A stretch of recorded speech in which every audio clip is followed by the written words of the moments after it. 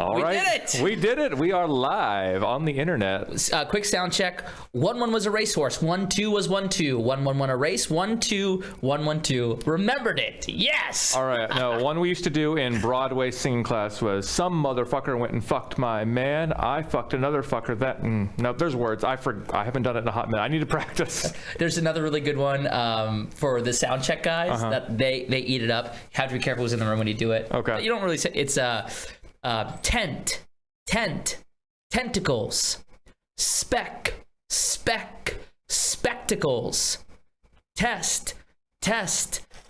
testing 1 2 3. Oh, you got me. All right. You get those all the highs, the low. You kind of hit your whole spectrum there, which is cool. That is those are hard noises to hit. Dude, and people they like get in trouble for you because they finish it, they catch on and they finish I was doing it, I'll admit it. Yeah. But anyway, it's a great way to do a sound check. I really love it because you have to entertain the people who are there to support you. In choir, we would do one slick snake slid up the slide, the other slick snake slid down. When one pink porpoise popped up the pole, the other pink porpoise popped down. I remember that in the 5th grade. Porpoise, like dolphins, but they're not for some reason, but I think. I don't know. I haven't heard of that. So we're on a podcast. We are, yeah. So I wasn't going to acknowledge that this is episode 1, but it is, in fact, episode 1. Something about saying that makes it feel like people don't want to watch it because they don't want to watch. Like the first episodes of podcasts notoriously crash and burn and are not developed. However, Zach and I are seasoned performers. We have done other people's podcasts numerous times. We are virtual presenters, and so we have some knowledge and how to produce something like this. And I think from episode 1, we'll just be swinging out of the gate. Yeah, and we talk for hours on the phone anyway. So honestly, this is basically what we talk about anyway. Let's monetize it. Yeah, and I don't want to I didn't want to give too much of an origin story, but I think Zach is right in saying that we talk on the phone about everything and anything, just everything from business to relationships to just funny stories like Rabbi Yitzi Earps. Right. And we just thought for years that we should be doing a podcast. Got a lot harder when you moved to New York and then later moved to Maine. Kind of half and half. Actually, you should do that because I have some things I'm going to pick your brain about. Okay. Give the story for how you ended up in New York. Just give a short story for that, and then talk about why you're in Maine half the time. Yeah, so I come from a long family of grifters. My mother is notoriously part of a Ponzi scheme. I did not know that. This is a true story. She works for one of those Ponzi. I'm not going to name it because I think it's terrible and a blight upon our family. Wait, is it one most people would know? I don't know. It's not like Nutrilife or like Amway. It's not like the Is it the makeup one? No, it's not Mary Kay. It's health cream. Like it's cream that cures your wrinkles and your cancer. It's insane. As someone who believes in science, I think that's terrible. But if anyone can win a Ponzi scheme, it's my mother. So she talks to strangers is what I'm trying to say. And so I graduated in electrical engineering. I was performing on the side, but she got me my first job just talking to some random stranger on an airplane while she was flying to Mexico for a Ponzi scheme.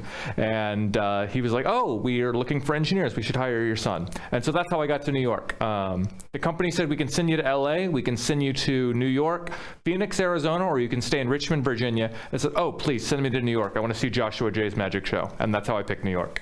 Yeah, and then you're in Maine now because of a project they've offloaded you to or something? Yeah, I'm so good at being an electrical engineer that they want to send me to other places to farm me out to do temporary engineering work. So I'm like an Orkin man. I come in, I solve the problem, and I'm out. Boom, done.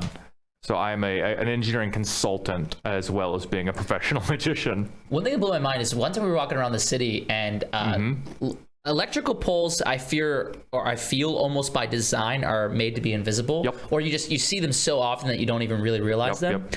And there's the tags on there that you showed me. You explained to me it's lost on me because it's information that I have no purpose. Yeah, exactly. Yeah, that is my one party trick is I can tell you how old a power pole is just by looking at it.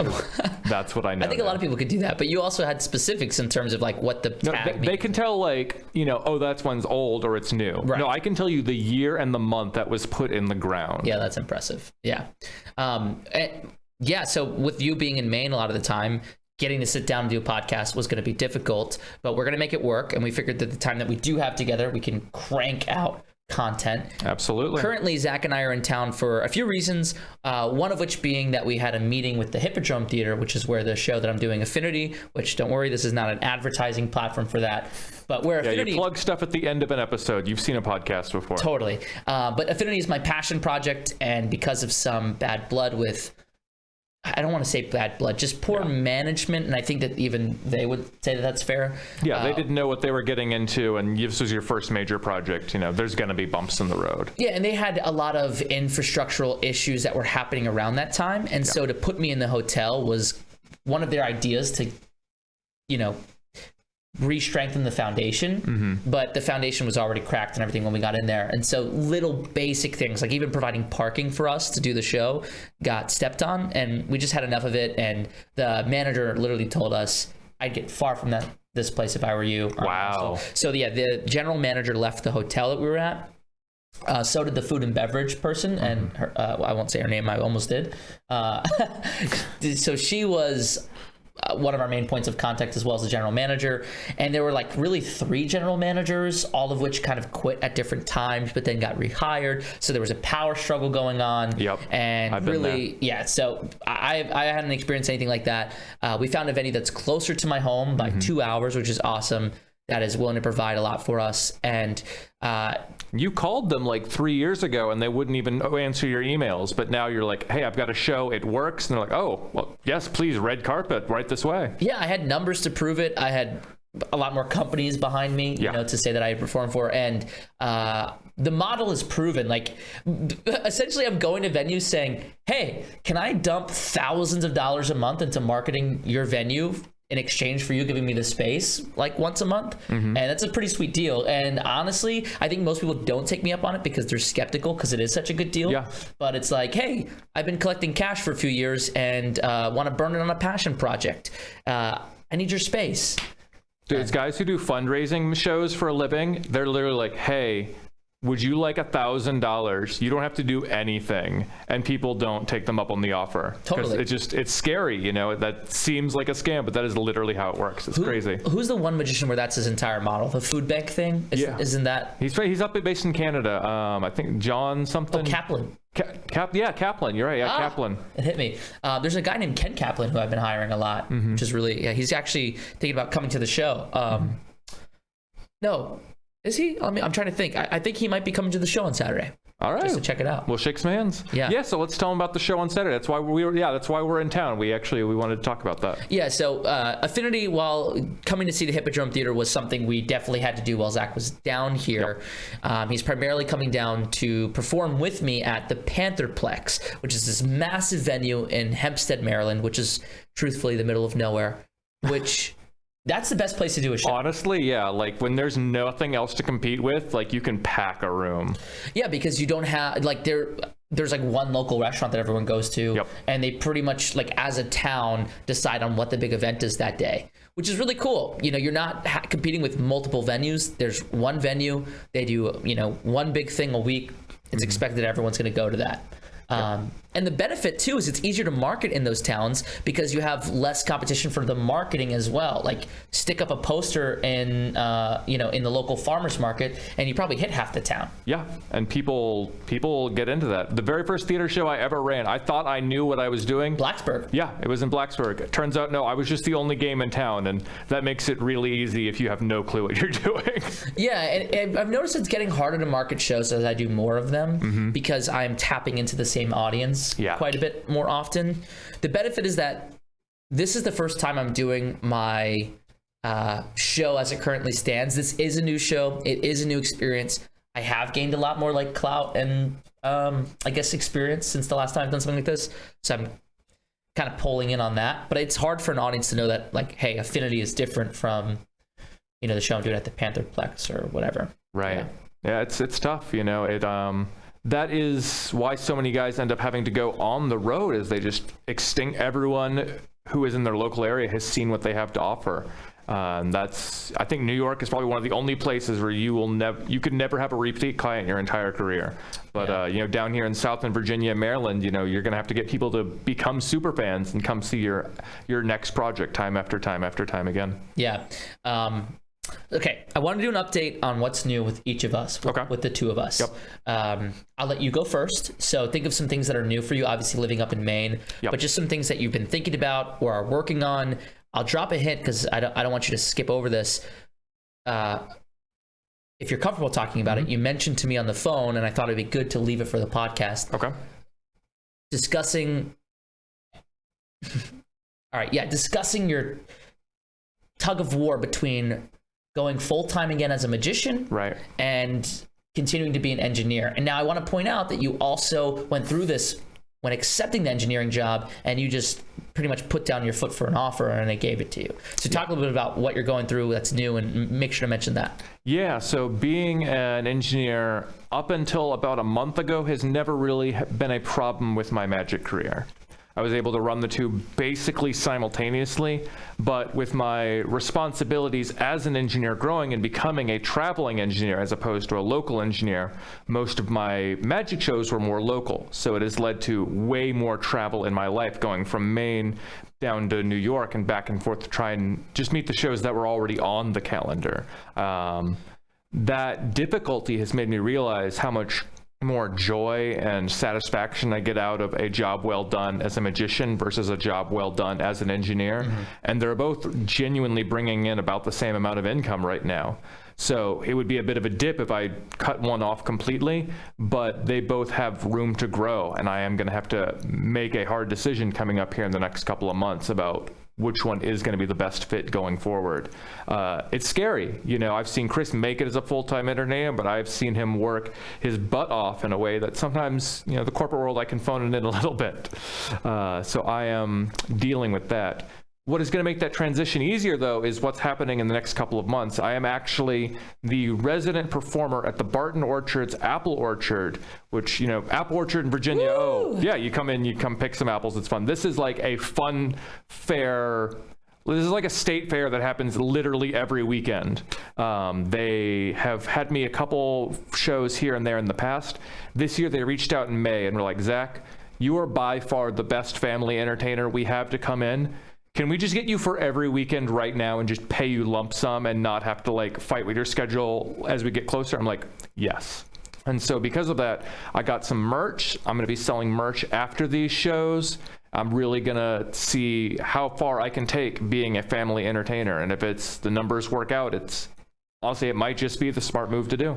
I think something that happened to you was it was a race to who acknowledged you first. Yeah. I think you worked really hard both at engineering, obviously going to school and all that stuff, and then you worked really hard at being a magician, and you really went the route of whoever was going to recognize you first. And that always comes at exactly the same time. Yeah. Like when I got this travel engineering position, literally 3 days after that, a theme park in New Hampshire, Storyland Park, called me and were like, hey, we need a on-site magician for every single day, 3 shows a day for all of July, August, and September. And then we'll do weekends in October.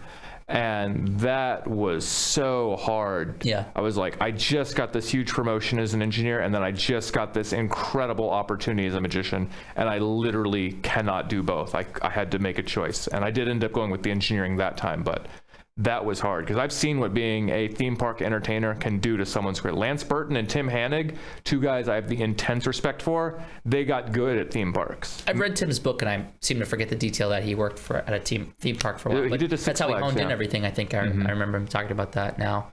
You know, well, it's interesting because it's not that you weren't a good magician before. I think you've just kind of you found your voice in what you want to tell people. Yeah. And you find that performing is now a rewarding experience as opposed to just a way to make money. I think before it was rewarding that you were getting money from something you loved, but that faded over time. I really believe that. And then when you get the engineering job and it's replacing that fulfilling part of making money, you have the money coming in, you're not feeling the fulfillment from that. And I think that actually, I was thinking this, it pushed you to actually focus on your show to get something more fulfilling out of it than just the monetary value. And now that you realize your impact, you are no longer replaceable as an entertainer. You were before. I think you were a little commoditized. Now you're maybe realizing that you're replaceable as an engineer. I literally just got done with a photo shoot before we went live today, trying to capture where my show is trying to go in photographic form, so people aren't completely surprised when like, ooh, he's going there? Okay, all right, we're along for the ride, Magic Man. Where is your show going, man? Like, what are the things that you're changing or working on? Yeah, so I am trying to model a vision of masculinity that is, broadly speaking, the antithesis to the macho man masculinity that popular culture says a man should be. That my heart is being drawn to that, my calling is coming to that. I'm genuinely working on the way of telling how I discovered that in my show. Chris does a really good job of telling why magic is important to him, and that was really inspiring to me. Mario the Maker Magician also has a moment like that in his show. We love you, Mario. Is it Marchese? Yeah, Mario Marchese. Yeah, the most Italian name you can think of. Yeah. So I haven't mastered it yet. I don't know how to tell people why I am the way I am, but I do know how to show people that the way I am is wonderful and beautiful and worth considering. So I've gotten at least to that level. Telling a story in your show is really hard too, because I've been telling this story in my show. I've been opening up a little bit about my past. I will say it, and I mean, I'm not afraid to admit it, but it is embellished a little bit, because there has to be a performer's version of this that sucks people in, that has a rising and a falling action, that has an aha moment. And unfortunately, in real life, there wasn't one defined aha moment. I had thought about this thing. It's about the relationship with my mother and being raised essentially by my grandparents, and her having me when she was a teenager, and my dad not being in the picture, and my relationship with him, and how the light bulb went off in my head during a magic show. And the story kind of comes together to say, I think you're going to remember this for the rest of your life. Yeah. But not because of the magic that you saw, or because you're at a magic show, but because look at the people next to you.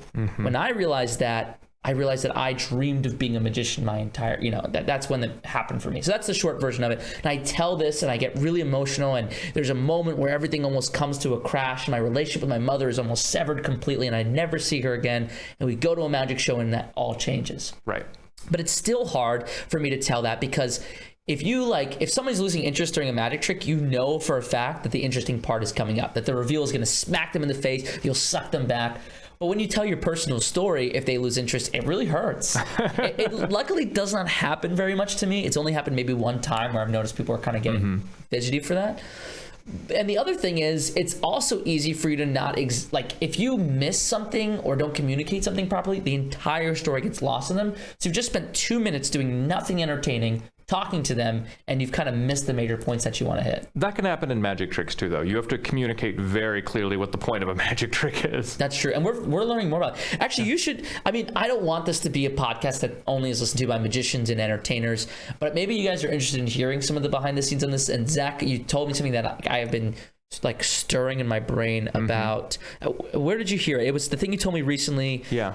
There's a guy in New York who runs marketing studies on magic tricks, the same way people do product surveys. What's his name? Do you know? His name is Andy Jerksman. He runs a website called The Jerks. Oh. And if you are a subscriber to him, you actually get access to the raw data he generated doing these products. I have to say this. Andy Jerksman, we can't recommend that high enough. No, absolutely. Everything he talks about, it will. The only Penn Jillette, Teller, you can get good stuff listening to them. Andy Jerksman, he's going to revolutionize the way you stuff. Yeah.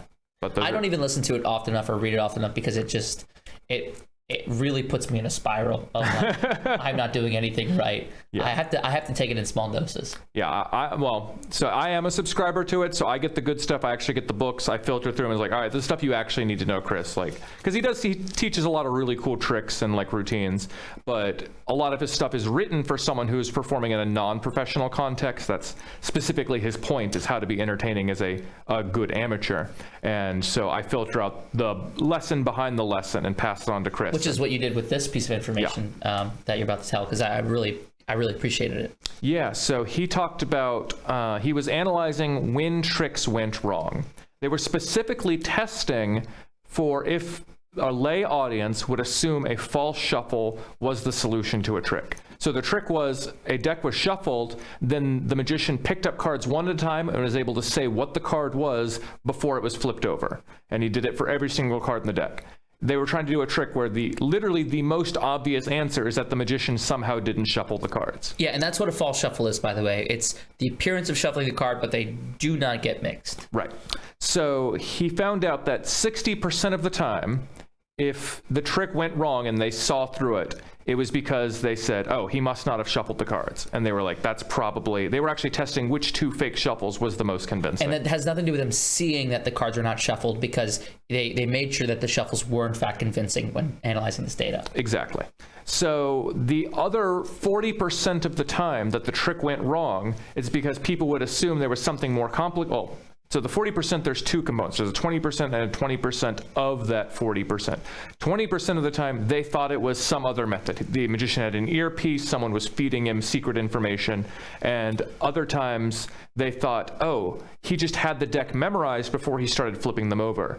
But when they would remind the person to dig deeper, but he shuffled the cards, because that's what they were testing, they would say, oh, did he shuffle the cards? I didn't even, it didn't register. Process or remember, yeah. Yeah. And so because of that, he said in other things they tested, they made sure to spell out the initial conditions. Here, they would say something to this, and this is a script that we're almost going to use verbatim. In a moment, you're going to see something that you're going to believe the only way he could have done that is if those cards were not really shuffled. I don't want you to think that's so. Look very carefully. You'll see that these cards are literally interwoven here on the table. We are on the same page that they're mixed up. Fantastic. Let's go. And just that highlighting how you're going to feel if you believe this wrong thing makes people, they don't feel stupid. They don't feel patronized, which a lot of magicians are afraid of. Like, oh, if my hand is empty, this is a clearly normal deck. Yeah. If they say something like that, they're so afraid their audience is going to feel patronized. But if you frame it in this context of, I'm doing it for your benefit so you can truly appreciate what I'm showing you, they don't feel that way. And it makes for exponentially better magic.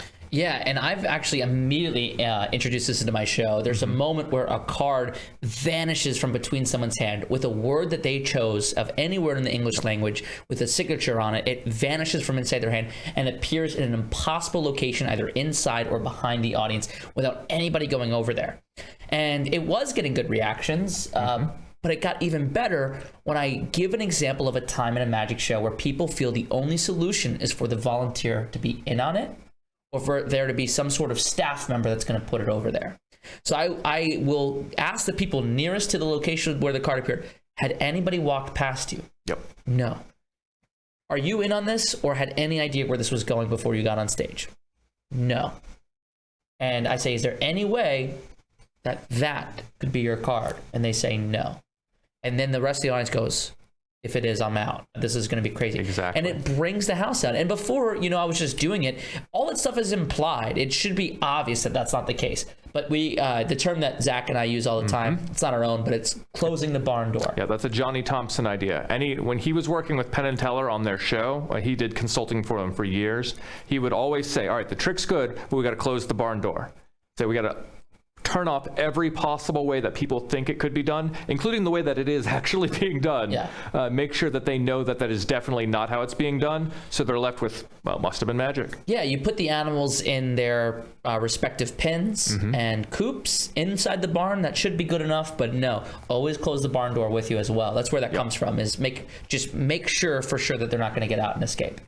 Yeah. It's like so double check all that stuff. And I mean, it's a lot. The one benefit is it does make your tricks longer, which can be a good thing, and it's interesting. It's not you're killing time, because with what you said about the 20% being split into 2 groups, one of the things I wanted to chime in with is 20% of the 40% that well, this accounts for all 40 of those people. They thought it was this more complicated thing, or they didn't notice the impossible condition. Reiterating covers both of them. You get 40% more people on board, even if you screwed up the sleight of hand. But it's worth saying things that are obvious that that's not the solution either. Yeah. Because if even one person thinks that that's how it's done, that's it. Because you're not going to come out and tell them, yes, that's how I do it, or no, that's how I do it. If they have a thought, that's as good as they're going to get. And they assume that that's how you do it. Like, it is...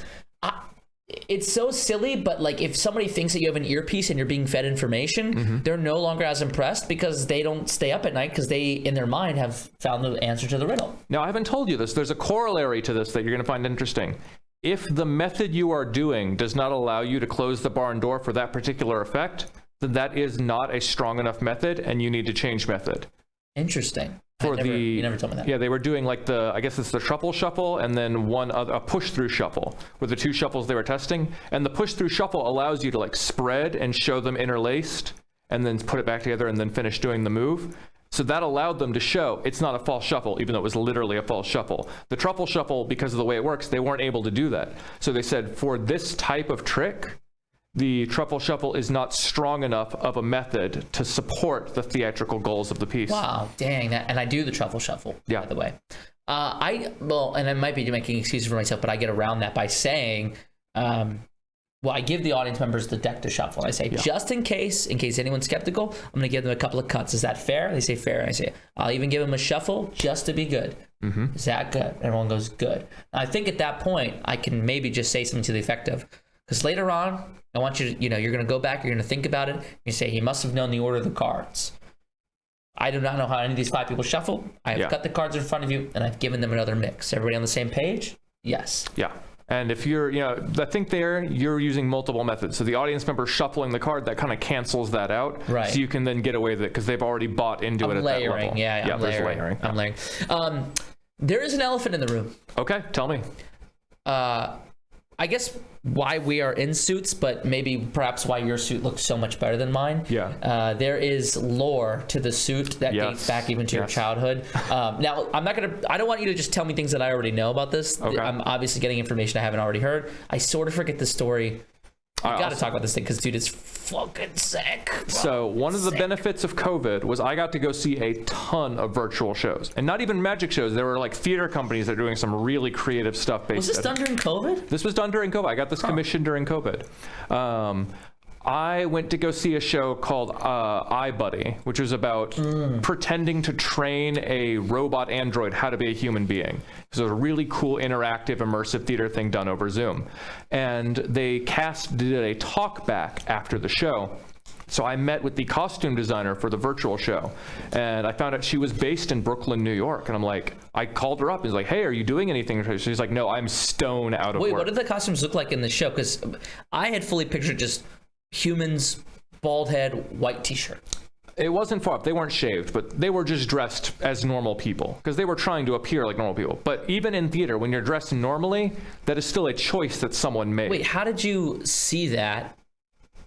Yeah, how did you see just plain clothes and just go, oh my God, I gotta get in touch with the costume designer? Well, so makes sense. there was one additional step. I went to go see her website. I knew I wanted a costume made, and I did not know anyone who did Broadway costume design. But I found, I now know a Broadway costume designer. I can find her website. I can see her other work. So that is just a thing of being out there, putting your name in the credits. You may think nobody reads it. People do read it. People do notice. So I found her. I said, let me take a look at your work. I said, great, let me call you. Let's have a consultation. It's like, this is my show. These are my goals. This is what I'm trying to achieve. I can't tell you anything more than that. Help. And she's like, I got it. So she did those swatches. You see those like high fashion designs and like the model. She drew them all out. She said, I've got some fabrics I want you to look at. Let's see how close we can get. And then I approved all the designs, and then she got it custom made, all sewed up for me, and it turned out incredible. Yeah, this suit is also custom, but I just don't like the being bogged down and having only one thing to wear. Right. But that was the appeal to you, was that you wanted to put no effort into thinking about what you were going to wear. Right, yeah. I paid her all the money in the world to be like, I never want to have to think about this again. I'm going to be like a cartoon character. I literally am in the exact same outfit every single episode. It's like, I don't care what the show is. This costume is now the right context for that show. Yeah. I've done outside festivals and fairs where people are like, dude, are you hot? I'm like, yes, I am. But every child deserves to see me in this costume. Dude, the full thing. There's so much about what you wear and how you come out and present yourself that makes you feel like a celebrity to a kid. Yeah. Like, I don't know if kids literally tell me, are you Mr. Beast? And you look like him a little bit. Right. I look like him just enough that if they have like face blindness, they think I'm Mr. Beast. And if that will help me break down the construct of masculinity, then yes, I am. Exactly. So I used to say yes. And then I started to say, I'm his brother. I borrowed the suit from him. Now it's landed on, I'm his cousin, and he borrowed the suit from me for that one episode. He has a purple suit that he wears in one of his really, I mean, all his episodes are incredibly popular, but he wore famously a purple suit in one, and a lot of people, I guess, just haven't seen a full purple suit, and you look a little bit like Mr. Beast, so there's a connection. And then occasionally, oh, it's the Joker, and I'm like, oh, that's a good one too. We tried really hard to pick a shade of purple that was not the Joker shade of purple, but some people are purple's purple, and that's fine. I'm okay with that happening from time to time. I accept that. The gold accents kind of get you away from that, so I do think that's the goal was to look luxurious, like we wanted to be a child's vision of what fancy people look like. Yeah, and which is awesome, by the way. And there's something about, you know, when you're in high school and just it's like wearing the right thing is so important. Yeah. I think you had expressed to me that you sort of always been behind the 8 ball in terms of that. Like your brain just didn't. Well, you're colorblind, okay? I am medically colorblind. I have no. I'm sure this set looks great. I have no clue. Yeah, right. So he from what I understand. Will you tell me, like, were you the subject of savage raids by children about what you were wearing, and that just made you like kind of afraid to pick? It was more of what you said earlier. I was a commodity. I was just wearing a suit. I was just a white guy in a suit. There was nothing special about me. This suit gets compliments. At the photo shoot, we had no less than 5 people say, oh my God, I love that suit. Yeah. Just random strangers walking through a public park. They saw this, they felt compelled from their soul to tell me how cool the suit looks. Jonathan Malo, right? Is that his last name? Yeah, Jonathan Malo. Is that seems too simple, but Jonathan, I promise we do know off the air. He also he wears a purple suit and it's iconic. Yeah, pink or purple. It's definitely purple. His website says the man in the purple suit. Right. Like he is all in on the purple suit. Oh, dude, so you're gonna love this. When I was up in I guess Silver Spring, some new development. Right. Like for retired millionaires, whatever.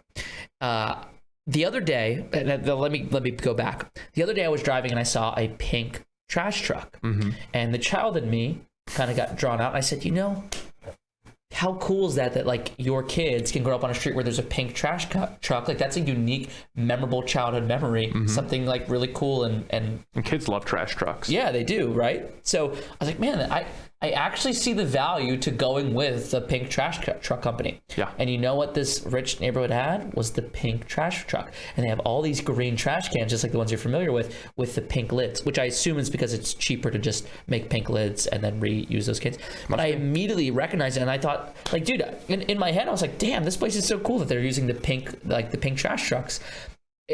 So, the whole idea of having like an iconic look or just like one random brand. Like I often think about Einstein and how unintentionally genius it was that he let his hair just be unruly. Like think about it. That's his symbol, his icon. And people have tapped into this, Billie Eilish with the green hair. Yep. Post Malone when he had like the cornrows, now he's got like Sia with you never see her face. Yeah, man. I've often thought about trying to do something unique with my hair to think, but unfortunately it's on the way out. It doesn't look like, because I have this product called Topicin that fills in all the bald spots, but I have so many. So it's on the way out for me. But I think that is bald is beautiful. We know one guy who made it work. It's expensive when you're in an industry like ours to change your look. Yeah. Like, dude, I would love to shave my beard sometimes. Yeah. Like branding out the window. I would love to just do something different with my hair, but that's thousands of dollars. And with it's not just me creating the websites. I have a whole team. I would have to educate everyone on what the new brand looks like. I would have to redo all my press kits. Oh God, yeah. I feel like I'm stuck with this. Like I love it, and the reason I have this beard is because I'm too lazy to shave it. So like it would come back, but yeah, I can never. Like my chin starts here. This is all an illusion. You kind of got like a booty hole tickler, whatever this. Yeah. You've got a wave coming out of your bottom lip. I know it's the weirdest. No, this is trimmed. Like this, the guy at the barber shop. I got a haircut today for the photo shoot. Like an octopus on your bottom lip. Right. The guy it was like out to here, man. Like I can catch crumbs and like save them for later in that thing. It's crazy. Yeah, I've never seen that shape because it would be cool if your whole beard did it, but just I imagine if you grow it out, it would. No, it wouldn't because it curls back. Yeah, it curls back. Yeah, I don't have no clue why I'm like that. Like my belly button hair, it's the same way. What the? Yeah. What? I'm not showing you. No, I didn't. I didn't ask. Okay, so we talked about the suit. I really want to know because I think it's an elephant in the room. People were going to ask about it. But can you talk about certain decisions that you made in terms of like what these are? Why is this here? So that was one of the things. Is like not only does the suit exist as a suit, it is also a conduit for additional fashion accessories. And I'm not the biggest fan of ties. I don't know why. I just never my thing. So we went with this really nice gold chain with these lapel clips on the end. And this is extremely iconic. Even if for some reason, I can't wear the top. Well, your logo's kind of based on those. Yeah, not the logo came first, but I think the logo inspired these. Yeah, the logo was very classic Broadway billboard kind of looking. So a lot of that energy came into it. And then we saw these hands. We were looking for other accessories, and they're just, people love the hands. But you have to get close enough to me to see that they're hands. And it's like a little reward for paying attention to the details. So that's when I know when somebody is like really checking out the suit is when they compliment the hands. You said something that just really spoke to me with Affinity. That's not to go back to because I'm going to get off this topic quickly, but that's what I wanted. You just articulated it, which I love when people articulate things because it gives me the power to be intentional about them. Yeah. I want to reward people for paying attention to the details. And I think that's it, just light bulb moment right now. That was the issue with it initially, was that the reward came from them having to know that they were right because they made the connection. There's nothing that says, yes, you're right. Like there's no definitive answer, which is for a lot of people unfulfilling. Like there are a lot of things that clearly hint to something else in the show or have a deeper meaning, but there's no way for them to confirm that. So they're not gonna have the confidence to know that they're right. Like, why do I think that people are gonna just do some like Reddit style dig on the show and uncover everything? Yeah. I need to find a way to make that rewarding.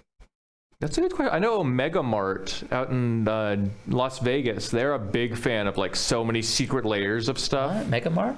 You've never heard of Omega Mart? All right, so have you heard about the podcast Welcome to Night Vale? No. Oh my God. All right, we're gonna have some fun time after this. Basically, it looks to all the world like a regular grocery store. But things are just a little bit weird. There's like the chicken is like tattooed. You can buy cans of dehydrated water. The root beer is root beer flavor. Does the store exist specifically for this? Yeah, I do know about this. Yes, yeah.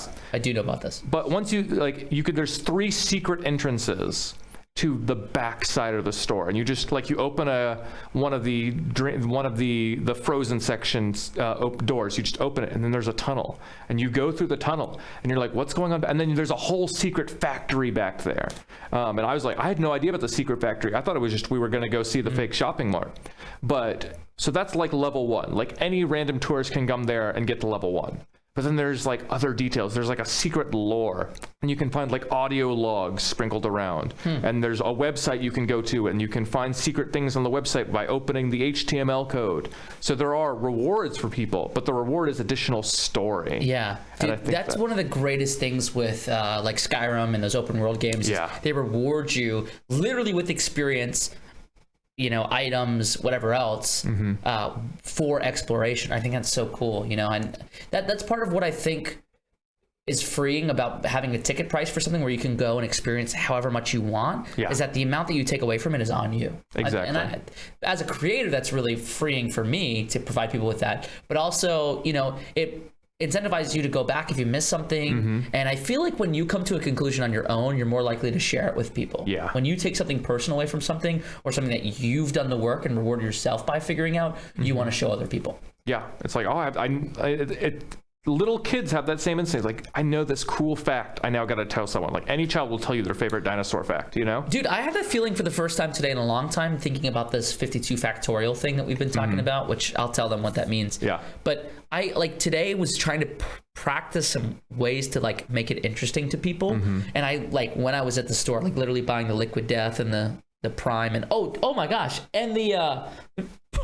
And the goat fuel. How have I not? I know you probably can't read that. I for the sake, I have to show you. It says goat fuel. Zach, you have longer arms. Can you hold it to the camera so they can see that? That's literally the name. Camera's on the phone up there. All right. Cha. Yeah. It has mushrooms in it apparently. So. Have you heard fermented mushroom liquor?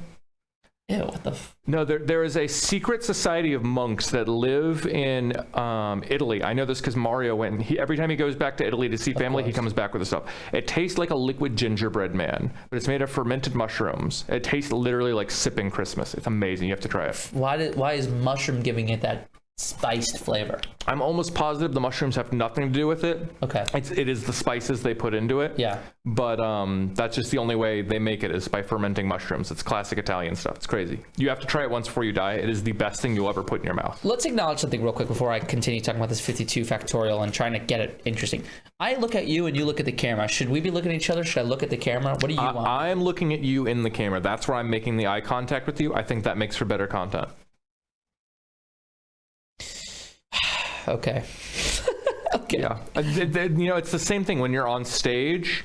If you're a character in a play, you do not look at the other characters. You cheat and put like 85 degrees towards the audience and 5 degrees towards the character. And the audience goes, oh, I'm talking to that person. I'm fearful that it'll look like you're looking at nobody because you're not looking at the lens. Ah, it's true. I'm looking. Yeah. All right. So yeah, we're both making a mistake. Yeah. Podcast episode 1, folks. Yeah. I knew this was going to happen. I've been waiting for a good time to bring it up. Okay. Not to get too derailed. So the thing that was really interesting to me, you know, as Zach talked about closing the barn door, like we mentioned earlier, I love to give these illustrations to explain why something is impossible. Yeah. And I find that people often, like, maybe they don't ask it, but I ask it, like, why a card trick? Why are cards amazing? And the fact essentially goes something like this. And there is somebody that I need to credit, that I'll credit like on a caption or something at this point when I go back to edit this. It's in the doobly-doo. Yeah, and I'm going to add some information that was not in there. So I have contributed something here. But I watched this video a long time ago in a psychology class in high school. And we learned about why a deck of cards, when you shuffle a deck of cards, push them together, the chance of 2 decks of cards ever being shuffled the same way is a number that we can't even fathom. Like, we think that it's possible for cards to just be shuffled the same way all the time. Realistically, it is not. When they're being truthfully, randomly shuffled in an uncontrolled environment, those cards are being put in order that they have likely never been put in before. And it seems like bullshit, but this is where I want people to like fight that urge to call it bullshit. Maybe you just believe it and you accept it, you're not a skeptic. But you protect. So the thing that I came up with today was, I'll give the classic example I've been using in a second. But the new one is, if you take all the letters in the alphabet, that's 26. That's half a deck of cards, right? That 26 makes 52. And you arrange them in any order of 52. You know, you can't repeat letters more than one time. So each letter could be used twice, and you can put them in any order you want to make up any word. The quick brown fox jumped over the lazy dog, right? Yeah, so like the chance of there being like a randomly assigned combination of numbers is essentially the same as a deck of cards. But my issue with that is that actually seems not that impossible. So I wanted to take it further. And I talk about the idea of a PIN code on your phone. We protect everything, our banking information, our sometimes our entire job is stored on our phone, our privacy, our nudie photos, if you have those. You protect them all behind 4 digits. And 4 digits, that's only 10,000 combinations.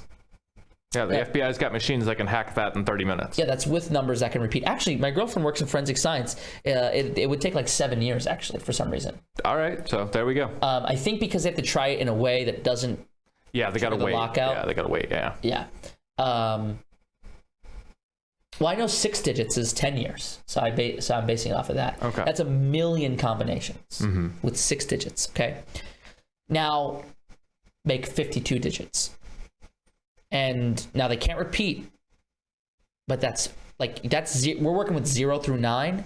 Now we're working with 1 through 52. Yeah. That combination is so large, and here's what I took from the YouTube video, that if you were to take a piece of sand off of any beach in the world and go somewhere and hide it on a completely other beach, anywhere you'd like in the world, the chance of that person, like a different person, I should say, trying to find that piece of sand, they are more likely to find that exact grain of sand that was hidden on a beach anywhere in the world than you are to shuffle a deck of cards the same way twice. Yeah, I love that example so much more than just saying it's a big number, 1 in a billion chance. Woo. Yeah, because we talk about you have to be able to feel and identify. But I just feel like people don't understand, well, there's no way that that's true. There's no way that that's the same. So I'm trying to come up with a more reasonable example, but I really can't. And so the phone was the closest that I got. Yeah. But as I like the phone example a lot.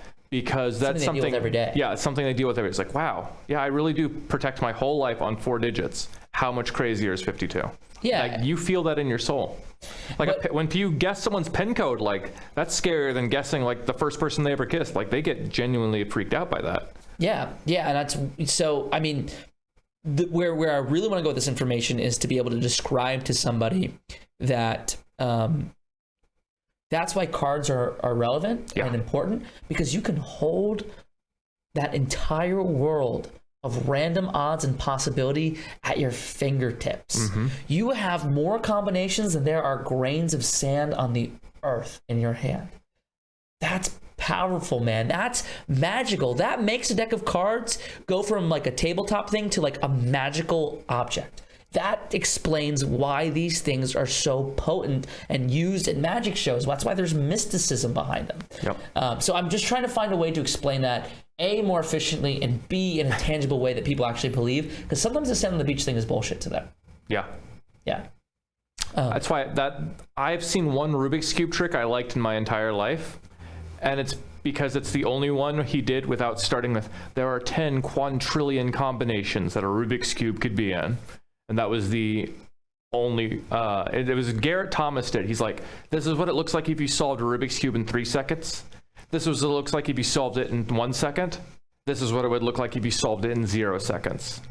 That framing was so much more interesting to me than there are so many combinations in the universe. That just, dude, oh my gosh, we're about to go down in a rabbit hole. This is freaking nuts. That magicians are so uncreative that they have to say that. Because if you would have taken a little ounce of creativity, I'm sorry, I'm going really hard on them, and I know now I'm going to be put under a microscope, which I hate. Oh yeah. Yeah, have you ever used a single uncreative idea in your show, Chris? Yeah, totally. Totally. but what I'm saying is, why has nobody thought of saying there are likely no 2 Rubik's cubes sitting on anyone's desk unsolved in the same order? Ooh. Yeah. Because you're like, fuck, you're right. That is good. That is good. Yeah. And that gets to the point so much clearer. That's so much more personal. And if you want to get mathematical with it, you can say, so how many people are there on the planet Earth? 8 billion. I think 8 billion. Yeah, 8 billion. Yeah, so, India just had their last guy, so yeah. So 8 billion. Another one just died. Damn. All right, well, we're back at 8 billion. Bruh. Yeah, man. So 8 billion.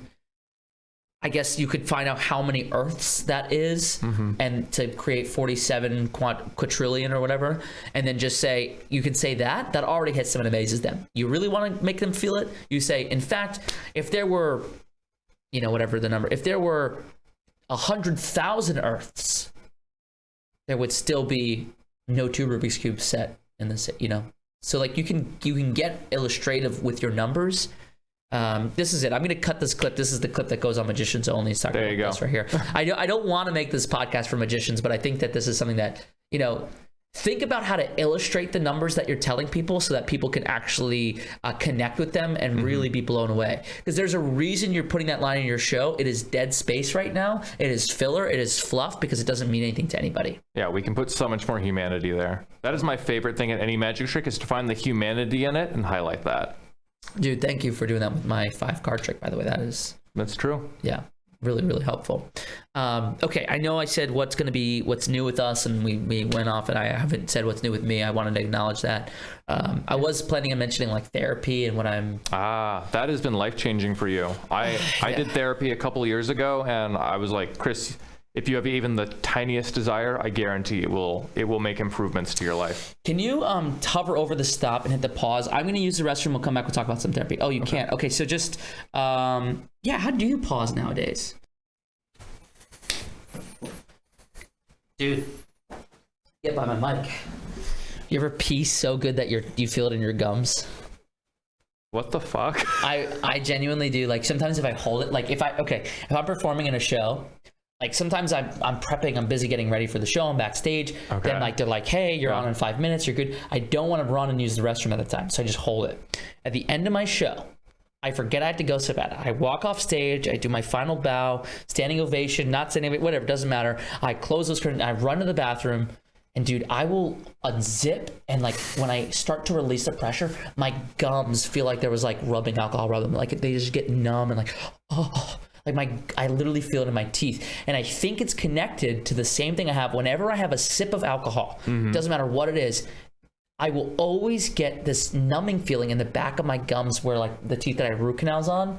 Like those always numb out. So I don't know. I don't know if I was unique. Chris, I've actually been waiting for the moment to tell you. I did talk to your doctor earlier. I'm pretty sure you have a bladder infection. Yeah, it's freaking gone into my root canal. Yeah, this is stage 4 bladder infection. Yeah, it is grown tentacles and it is slowly crawling your way up. Like it's going to be a chest burster in like a month. So you need to get that taken care of.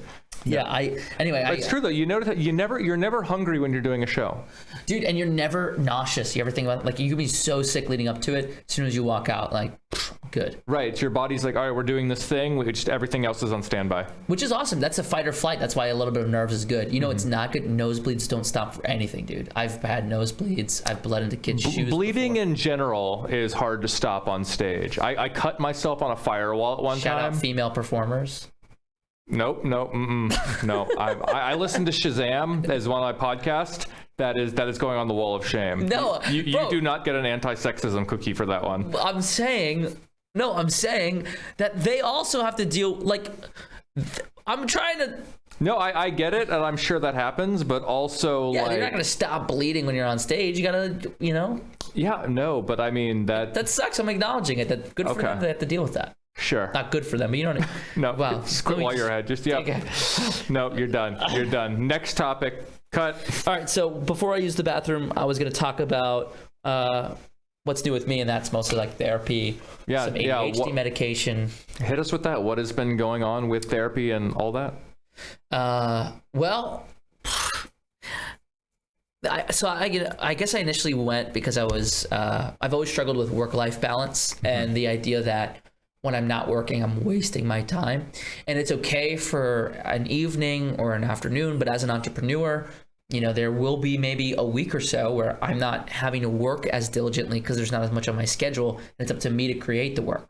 And I usually struggle. Do I hibernate and rest and prepare for those weeks that are invariably going to come, that are like hell week, where you just don't sleep, you barely have time to eat, you're go, which almost the entire summer is like that. Right. December is like that. And I wonder, okay, do I conserve my energy, or do I just get to a place where I'm focused enough to constantly pursue a healthy amount of work and rest balance? Yeah, you were like, I'm either working myself to the bone or I'm doing nothing. You had no concept of like what in between normal work looks like. And I don't know if I told you, I've kind of uncovered why I have that unhealthy relationship. And we had kicked around a few things in therapy. So one of the things that was brought to my attention, I'm actually in 2 sessions. So I'm in a psychiatry session and a therapy session. Okay. For a few reasons. One, the psychiatry focuses primarily on my medication, but we do have a 30-minute meeting, every so often. We got to fill the time with something. Right. Because the medication's working and my dose doesn't need to be increased. So we meet up, I go, hey, everything's good. And she goes, well, tell me what else is going on. She makes use of the time, which is really nice. That's really helpful. And the regular therapy is good because it's more about like coping strategies and stuff. Yep.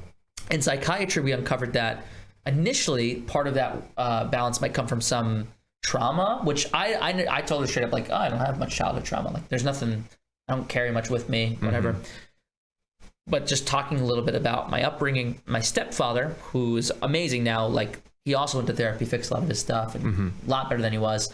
Used to really be kind of like verbally and emotionally abusive to me and my sister, and a lot of it revolved around like the state of the house and just the amount of chores that always needed to be getting. We pretty much always had to be doing chores for him to like not yell on us. Okay. If we were doing anything restful, like it was frowned upon and shamed, like, why are you not doing this? And like if we ever asked to do anything, it was like, well, you should have, it's like we can't be doing this all the time. So we initially thought it comes from that, and perhaps it does a little bit, but where we feel it may also come from is as I experience this lack of focus through my ADHD, which I finally got diagnosed for, I feel that sometimes starting a project is actually going to be defeating for me, because if I do expel the energy to start something and don't finish it, then I have wasted time, and so I just avoid it altogether. And that seems the more likely thing. Now, through this medication, I actually don't have as much of an issue with rest. I'm on Strattera or atomoxetine, not on a super low dose, like I think 18 milligrams or something. That's a norepinephrine medicine. So the thing that's responsible for distractibility and hunger and all that stuff. Anyway. Okay. Now that I'm taking that, I am able to focus. And so I feel like I get in the office hella early, like sometimes before 9, but 9, which is early for me because as an entrepreneur, I usually start my day at 1 p.m., you know? That's the beauty of we can work on our own natural schedule. We don't have to be on the world's schedule. Yeah, so, right, exactly. And as I said on another podcast, Spotlight 804 with Daryl, the guy who just did your photo shoot, I told him that I avoided the 9 to 5 grind to do the 11 to midnight grind. Yeah. Which is more hours, but at least I don't have to wake up early. Small price to pay. Yeah. Well, now I do have a really good amount of work that gets done between 9 to 5, and I feel that I often deserve and am worn out by the time 5 p.m. rolls around. I actually don't mind taking that time off because I'm doing it every single day, and if I don't get to something, I know I'll do it tomorrow. Yeah. Whereas for me, I had to take advantage of those moments I was focused because I didn't know when the next one was going to come. I had to grind and not stop and take advantage of the focus when I had it because there were going to be times where I lost it and I wouldn't touch anything. Gotcha. So it's weird because where I thought I had a superpower with constantly being energized, constantly moving, constantly attacking things and growing faster than my competitors, ultimately it had detriments that were just kind of outweighed the positive. Like, yeah, I saw you at some of those low points and I'm like, Chris, something has to change. You're running out of Chris left to expel to this. We talked about this almost every time I would call you, and I felt I was exhausting the people around me and just like hitting the same thing and nothing was changing. So I had to do something, and therapy and medication seemed to be the way to go. Which shout out to TikTok because they kept feeding me a bunch of weird ads about ADHD. Yeah, that algorithm, it's like TikTok knows stuff about you that you don't know about yourself, and you're like, oh wait, that makes sense. Well, I think they're farming people with ADHD, like they're literally creating it in a factory, like in your bed, swiping. And so they're like, oh, we better treat this. Now that said, when I first got on it, the algorithm took a little bit while to figure out who I was. It thought I was black for straight up. I was getting like BET promos for a hot minute there. It's good content. Like I was glad. I honestly kind of miss it. But I guess I swipe through it too quickly sometimes. Now I don't get it anymore. I'm like, the real key is if you see something you don't like, hold down the screen and hit not interested. It'll. I've never done that once. It speeds up so fast. Yeah, I love that. A lot of people who don't like TikTok don't really stay consistent with it because they just see teenage girls dancing and they go, oh, this isn't for me. And then they, forgets it. That will actually start to learn what things you would like and engage with. I also have a theory that those people who complain about it that say, oh, all it is this, are the same people who are liking and commenting on those videos. So be careful with that. And I still know a lot of people who are skeptical about the whole China thing. I do kind of see TikTok like promoting China a lot and like making it seem not as bad of a place. So like when they invade us, it's like we're not as resistant. I'm just saying, I took 2 years of Chinese for that, just for that reason. I'm like, you never know. I want to be more prepared, I mean, go America. I mean, dude, Dude, you've been seeing the Dark Brandon memes though? Like after Biden got COVID, like he's just like, all right, it's time to get stuff done. Dude, I have been seeing that. I wondered what the origin was. Now I get it. Yeah. Okay, I'll say one more thing about therapy, and then I want to talk about Andrew Tate, who I'm sure you're familiar with. I know the name. You have to remind me why I know the name. Okay. Spicy. The other thing about therapy is I'm able to really address certain like traits that I thought were personality traits that are really symptoms of ADHD. And learn how to manage those. The biggest thing for me is shifting that work-life balance back into place, but I'm also able to learn like why. Okay, so for instance, I have to become more of a normal person to be better, more productive, and excel. Whereas I always thought that being a normal person was the death of my business. Yeah, I've heard that from a lot of creatives. They're afraid of what medication and therapy will do to them because they think their mental illness and other issues are the source of their power. Right. And honestly, that's not true. I've heard most people, they got more creative and better. That's what happened to me. Yeah. I feel so much more intelligent now. Like I can carry conversation and remember facts and recall things and be interesting. Whereas before the information was bouncing off of me, it wasn't storing, my memory wasn't great. It's just a lot, man. And I thought that loose cannon type of thing made me way funnier and way more interesting. But I was just appealing to myself. You know, yeah, man. When you're not mentally well, which I was fine, but you know, compared to how I am now, you don't really realize that you're existing in an echo chamber. Yeah. You know what I mean? That happened to me recently. I paid someone to do a voiceover for the introduction to my show, and I was showing some options to some other people, and they were like, oh, the one you went with probably wasn't the best, but it's the one that sounds the closest to the way you would say it. Ah, okay. That's really cool. Speaking of, I'm getting Ray to make me a new video. Ray K, not my girlfriend, Ray. When I walk out on stage. So it's like, you know, I'm about to walk out, videos come on, boom, hypes everybody up. I walk out. Currently, not a fan of the video, or we're refining it and getting it there. Because that's going to be so much cooler. And talk about authority, you know what I mean? Like, I didn't even like the clip that I put in my show, but I went ahead and did it anyway because I needed it in there for a thing. Yeah. And it turns out the You mean longer your promo? no, my opening thing in my show before okay. I walk out. It literally plays before I walk out. It's just audio, no video. Oh yeah. But yeah, I wasn't like in love with it. But the more I've used it in my show, the more I've fallen in love with it. Yeah. Adam Neely always says repetition. Just your mic. Lift it like it's like riding up. There you go. So much better. Repetition invokes. It's like authority, but something like legitimacy. Repetition invokes legitimacy. That's really, dude. You articulated something else I always think about. That's a really good way to put it. I love this. I saw a motivational speaker do this. I thought it was really cool. He says, "Practice makes." Perfect. It's the classic. And he goes, absolutely not. Get that out of your head right now. Yep. Practice makes, I think he says, he's like, practice makes progress or something. Like practice, the idea was just like you get slightly better every time. And like we all know that, but the whole idea of practice makes perfect, like we can't, it's just giving power to words that don't really mean anything. I think that there's a dark version of that was like practice makes habit or something like that. Like if you practice it wrong, it will continue to be wrong. So you have to practice, you know, you have to check in, you know, once in a while objectively. I spent a lot of time breaking habits, especially with guitar playing. I was self-taught. I had a lot of things that I had to unlearn, and I still sometimes tap back into that. Yeah. All right. So Andrew Tate, you want to talk about this? No, please remind me why I know Andrew Tate. Okay. I know Eric Tate. Who is Andrew Tate again? Bald, tan guy, always wears sunglasses, super sexist towards women. He's very masculine, and he's dividing the internet right now. It's like, and every podcast is talking about him, and he's like the biggest thing right now. And I hate to also bring him into here, but I am curious to hear your thoughts. He is like that. He's kind of teaching teenage boys, essentially, who is his audience. Gotcha. Like, it's okay for you to cheat on women, but they cannot cheat on you, and women are your property, and it's all like women shouldn't drive and all this. Right. And you know what's surprising? What I'm shocked by is that he has serious fans that bring his videos to arguments for their girlfriend. See, I'm right, and all this stuff. And like I call their fans tater tots, as thank you to Ethan Klein, who calls them that, the tater tots, which gives them less power.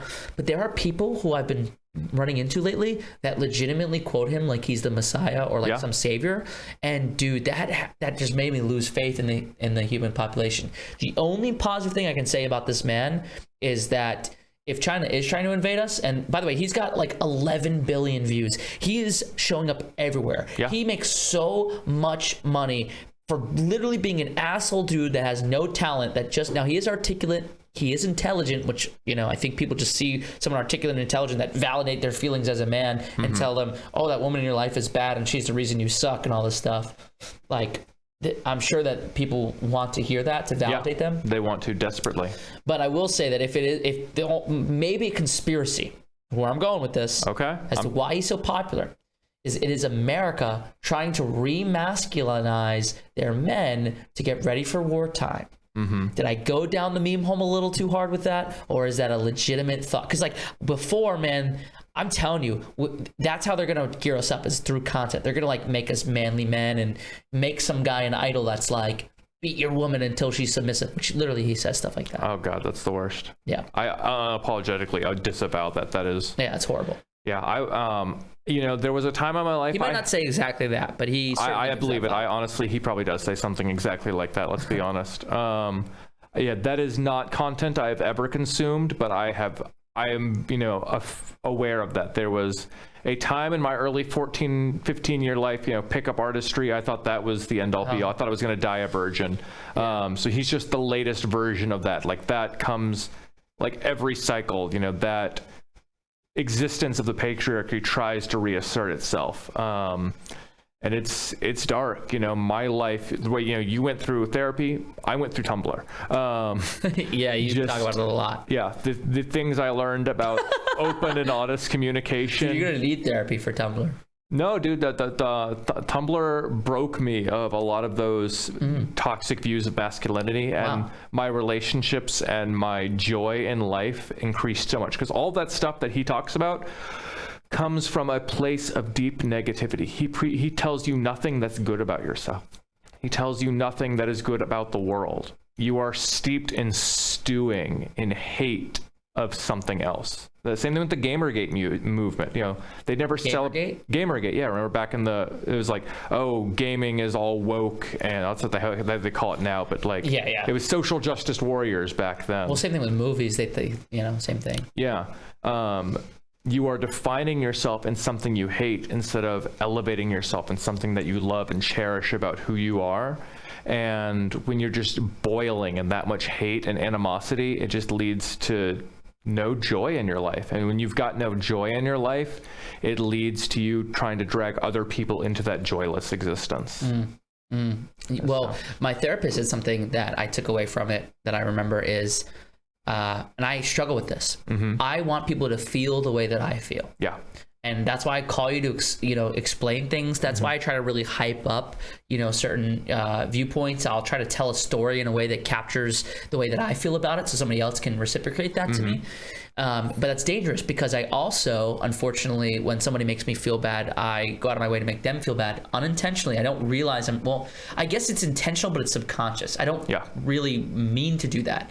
But now that you're aware, you can choose to fight that instinct because we as humans can do that. And it's hard though. It's hard. Like when somebody critiques me for something, like a loved one, like my girlfriend, for instance, it's easier for me to throw it back at her and tell her the behavior she does that caused me to, because I don't know, because then I want to treat critique with critique. That's not good. No. I not to come across as an asshole, but like that's unfortunately something that I do that I'm working through. I'm now acknowledging and stopping before I do it sometimes, but it slips through the cracks occasionally. I have to know it's something I'm working on. And we see that in politics too. We get whataboutism. You throw out any complaint about any political leader and the immediate response is, yeah, but what about political leader on your side? When you hear something that's contradictory to what you've been told before, it's easy for you to go, what? That doesn't make it. And then if you latch onto that feeling and you don't move past that, man, that is how we get some, I don't want to get, on any political we don't need side. to point out anything specific about it, but just like that is called cognitive dissonance. You as a psychology major, that is a real phenomenon. And, that holds people back. That remember, you are trying to avoid pain by not starting a project because psychologically you'd be like, oh, I wouldn't do it and that would cause me pain. Changing your beliefs is a painful experience. And some people frame their entire existence around trying to avoid that pain. You know what, man? One of the most important things to me too is sincerity. I think maybe people feel that people have been so unsincere to them, and that's why we have this pushback on marketing and all this other. I think that people are just really craving sincerity now. Yeah. More than they're craving genuine. So there used to be this big trend that what would make you successful was self-awareness. Now it's shifted. Do you know what makes you successful is unself-awareness. That's why you get a lot of these people like White Claw Gabe or people who are just unapologetically them, whether it's right or wrong, they just do what they want. Like you have to have some level, like I always think about my manager, Jonathan. Jonathan is amazing, by the way, and he's self-aware in the places where it matters. Right. But he's quirky and he kind of does things just because he wants to do them that really like we were talking about him asking for cashews in the green room. Like he doesn't realize that that's funny or silly or whatever. He just genuinely asked for what he wanted. Right. Doesn't think much of it. But there's something about that lack of self-awareness now that will make people, Oh, by the way, I want gummy bears in the green room. I know it's too late, but do it. We'll get you gummy bears there. I can mention it. Yeah, we could. Actually, she even mentioned, she said we have people request that there's like certain stuffed animals in there and stuff. You know the origin of that, right? Yeah, reading the rider. Yeah, but yeah. So you know the deeps, yeah, because Van Halen would get shit for being like, oh, rest in peace. Van Halen recently passed. Yeah. pour one out for Betty White. Yeah, we can't do that anymore, No, unfortunately. that was in your show. That was a joke I used to tell. Well, I don't even want to. No. It came from a guy named Zach Fox from a rap song. He used to go, R.I.P. Betty White. She not dead, but for when she die. Yeah. But if they do the little stupid thing in your rider, then they took care of the big stuff. Yeah, they read through it. Yeah. I actually just today went back through and made a secondary email in my automation chain after somebody books our show that goes in and asks them if they checked it. Because we have a lot of people asking questions that are clearly answered in there. And I need to just gently remind them to take a look at it. Because people are asking for things like my W-9 or my certificate of insurance. That is, I spend a lot of my workday replying to emails and phone calls saying, hi, check the email titled, everything you need is right here. That's the subject line. Yeah. Or scroll down. I sent it to you. Just scroll down. Scroll down. Like when I sent a press kit, they're like, could you send us a version of your logo so we can advertise? Hey, it's in did you check out the press kit? Like, yeah, it was just a lot of performance photos. Great. Scroll down past those performance photos because it's there. Yep. No. They don't anticipate. I know what they need because I do this every day. This is one time. So I know what people are going to ask me for. I really do. Yeah. Well, that's my number one concern with this podcast, by the way. Not scrolling down. Sincerity. Going back to that. Yeah. There are things like I want to make sure like I don't have banter that seems disingenuous. Like I can even like a specific example is like I wanted to make sure I came back and didn't come back and say, oh, that pee was therapeutic, because that was disingenuous. That's forced. Right. I wanted to say the thing that was genuinely on my mind, which was, dude, when I pee, sometimes my gums feel orgasmic. They feel good. I wanted to say that. Yeah, you crushed my soul a little bit, but that was genuine, and so you had to do it. Yeah, and I did not want to hear that, but you know what? You are my friend, and I will listen to that coming out of your mouth. That's, I think, where my success as a performer is currently coming from, is just sincerity. I am genuinely doing what I want, saying what I want, and treating people the way I want, for good or bad, in the show. And it's entertaining to see somebody just be so comfortable. Yeah, and people... That is the thing that elevated me the most in performance, is I realized people do not want to see a regular guy on stage. They want to see an absolutely insane character, maybe not Jackass level, but that's a popular show for a reason. We don't want to watch regular guys. We want to watch insane people do the craziest stuff on stage. Well, think about like real life vlogs or like streams. I think people do want to watch normal, but I think... No, the ones that really succeed are the ones that have one little twist in their life. I'm a regular guy, but I live in a van and drive across the United States. I'm just a regular girl, but I've got 700 different reptiles. Oh, yeah. That's a real one. I'm just a regular person, but I really like doing arts and craft kits with my sister. That's one Shannon watches all the time. Speaking of content, that's something I'm getting back into, is finally making content. Actually, this is a great example. For some reason, the lull I was in with lack of focus with my job also made it really hard to make content. For those of you who don't know, I made like 60 to 100 pieces of content, I think, a day for... Now, what that really is like 2 long form pieces of content, like a podcast and a vlog. Yeah, you are 100%. Gary Vee was like the next Christ. Like just every word of his was gospel. Yeah, and then before his like NFT.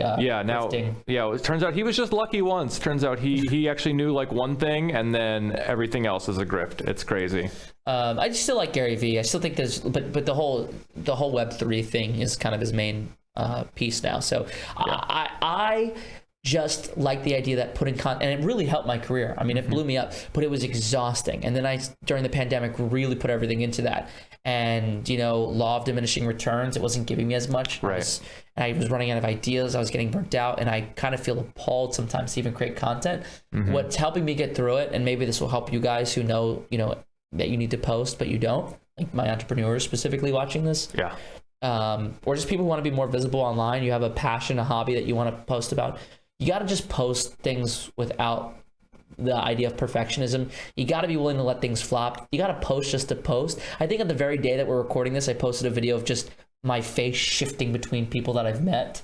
Like that was a cool thing. You know what? That was cool. I thought that was really cool. This is a great example. I literally shit posted just to experiment, just to be like, you know what? On a day where I don't feel like making anything, can I just throw together a few photos with music and let it shift in between and just have something interesting?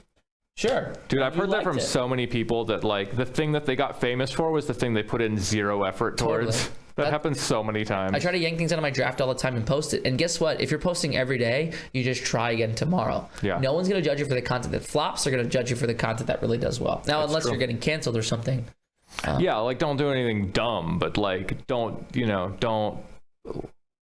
posting for me got so much easier when I just discovered I can just take a picture of a taxidermy place that makes only taxidermied birds and no one cares. But someone is like, that made their day. Yeah, there is one in here. Yeah, I know. That's where I got it. I was like, and old Zach was like, oh, that's not magic related. I can't post that. New Zach is like, bruh, everybody needs to see this because it made my day. Yeah, Frozen in Flight. It's a great name too. Absolutely. Oh yeah, that's dude. You know how much I love alliteration. Yeah. I didn't even pick up on. Yeah, you're right. I think the other thing for content that I want to stress to people is to find it in everything. Like once you, and I think I'm getting a lot more clarity in knowing what's good to post. I posted like a time lapse of me setting up, posted time lapse of you creating whatever you create, time lapse of you doing a show, time lapse of you setting up, time lapse of you cleaning up, talk about your morning routine, your nightly routine, what inspires you. And if you just kind of pick up on the trends and the flow and how you do things and adding music, everything could be a piece of content. You order something new from Amazon, you do an unboxing video, here's why I use this thing. There's so much content out there, and it's just, there's no excuse for not having it. Unfortunately, like Caesars Entertainment hired me for an event. They literally only hired me because of my Instagram. They didn't hire anybody with TV credits. They didn't care about that. They cared about Instagram following. Yeah, a good Instagram following is the new Tonight Show appearance. Which is harder to create and nurture, and in some ways, TV is just a way for you to get a good social media clip. Yeah, it's bananas. I know that Zach is famished. I know that we're running on about I think we're just passing an hour and 15 minutes here. Okay. I wanted to promote something, one of my own. I'll let you promote something. Yep. And then I want to tell you about John, what's his name, the album, the jazz album.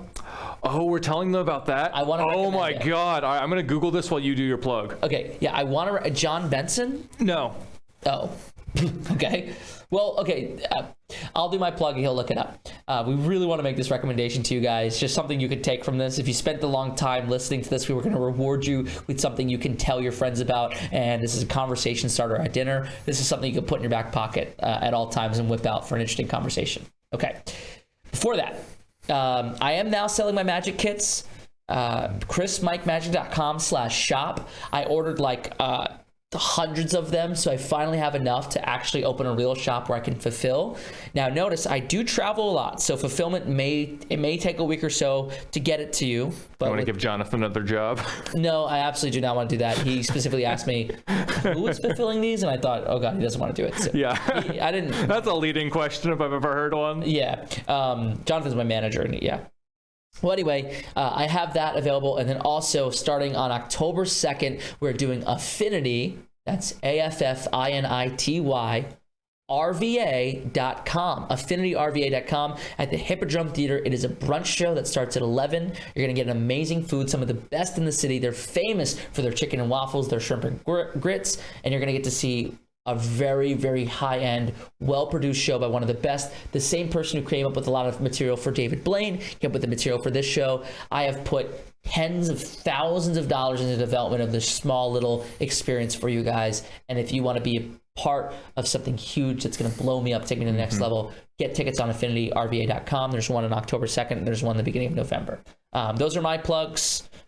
Did you want to plug anything before we give this recommendation? Yeah, so I am going to be performing August 25th at the Flea Theater in Manhattan. I'm hosting and performing at Flavors of Magic, which is a brand new show. It's popping up, trying to compete with Monday Night Magic.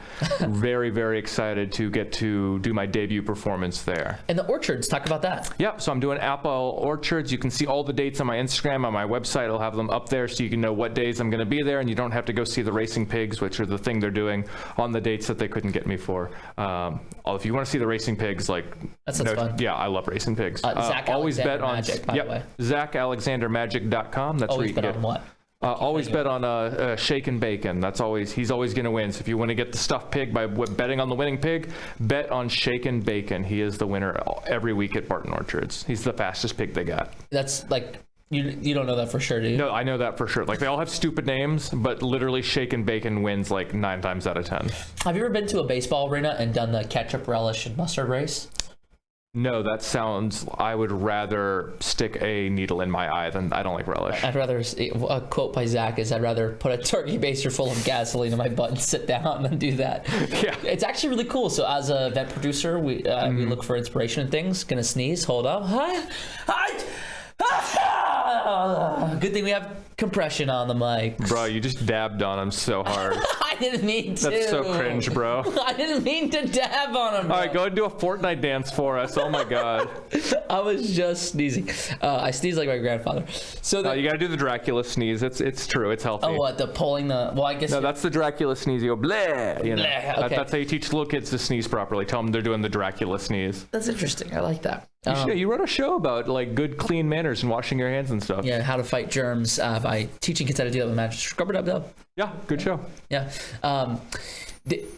Anyway, as an event producer, we look at ways for inspiration, and you go to the baseball stadiums, and during some of the lulls where they're discussing a play or whatever, they have a cartoon that pops up. It's ketchup, relish, and mustard all lined up. It's a cartoon, and they race, and you vote on who's going to win. Yep. What's really cool is there's a lot of people in the crowd wearing mustard, ketchup. Yeah. So when one of them wins, they pan to all the winners, and they're like, "Ooh!" They pan to the losers, and they're like, "So it's cool because you can participate by getting one of these shirts." Yep. It's one small, tiny thing that the baseball stadium has, and you can tell people come for that one thing. Yeah. I heard people even really bet on that, which is kind of cool. I have no doubt. Yeah. People love being part of a team, and make them part of your team. Let's get into a recommendation that's going to blow All right, the taint off your body. In. So you know the famous cartoon Bob's Burgers or Archer. They both have the same lead voice actor, H. Jon Benjamin. This man put together the craziest jazz album of all time. It is a concept jazz album, so there is a plot. The plot is this guy wants to record a jazz album starting tomorrow. He's never played the piano in his life. He starts out by trying to sell his soul to Satan in exchange for the ability to play the piano. And Satan's like, bro, I'm supposed to be like a last resort. Your first choice cannot be to sell your soul. Like, you should I'm not helping you. Yeah. And so the rest is this guy. He got an entire jazz ensemble to come play amazing jazz, and he's just sitting there trying to play piano, and he has no clue how to play the piano. And it is the funniest thing you've ever seen in your life. Absolutely listen to this. Yeah, it's an entire album of great jazz musicians. I think there's like 9 of them or something. Yeah, let me get the exact name of the album for you. I looked up his voice. I forgot. It's called Well, I Shouldn't Have by H. Jon Benjamin. You can get it on Spotify. You can get it on YouTube Music. Absolutely the best way. It is the best 30 minutes you can spend in your life. It is so funny. It's so funny. And just telling people about this story, especially if they know Bob's Burgers, and playing the intro to them or just giving them the concept and listening to it, it's really funny to think of him wasting the valuable time of these 9 performers. I don't even believe that he told them, hey, I can't play. No, they had no clue. Yeah. You could just feel their hatred in every note they played. This fucking white guy got us to do this. Oh my God. It probably took them a little while to figure it out. They're probably like, I don't know if this guy is, so I think they probably figured it out around halfway through the album. There is one plot piece, which is the first song on the album, or the first audio track, where they set up the whole thing. The rest is pure jazz. Gold. And I'm not going to say anything more than that, than just check it out, and we'll have we'll have another recommendation for you on the next one. All right. Cool. Sweet. Let's go get some tacos next door. Yeah. The beauty of the studio, next door tacos. Yep. All right. Thanks for tuning in, guys. You can go to YouTube/Chris Michael Magic. You can also follow Chris Mike Magic on Instagram, TikTok, Twitter, although I don't use Twitter, but I use the other 2, and Zach Alexander Magic on all the socials. We're there for you. We'll answer questions. We'll take suggestions, and we really want to hear your thoughts on this. So leave a comment below, and I'll see you on the next one. Peace out. Cool. Bisexual finger guns. That's a thing. What? That's a thing. Bisexual finger guns. That's a real thing. Nice.